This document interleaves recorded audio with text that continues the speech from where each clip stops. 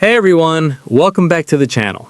In this video, I'm going to show you how to freeze your credit with Experian step by step in a simple and easy way. So the tutorial today is how to freeze your credit with Experian. If this is your first time freezing your credit, you'll need to create an Experian account. Start by going to the Experian website. To begin, enter the last 4 digits of your social security number along with your phone number. This helps Experian verify your identity. Next, you'll receive a text message with a verification code. Enter that code to continue, and after verification, you'll be taken back to the registration page where most of your personal information will already be filled in. Take a moment to review everything and update your address or details if anything looks incorrect. After that, create your username using an email address and set a strong password.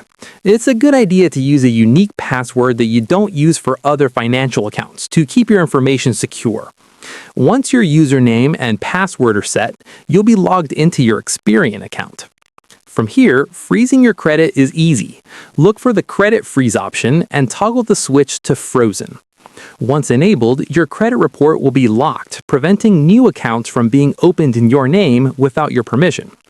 If you ever need to apply for credit in the future, you can log back into your Experian account and switch your credit status to unfrozen. Unfreezing usually works instantly, and you can even schedule a temporary unfreeze for a specific time period so it automatically refreezes later. And that's it. That's how you freeze your credit with Experian.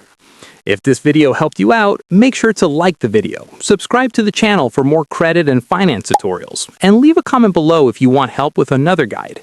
Thanks for watching, and I'll see you in the next one.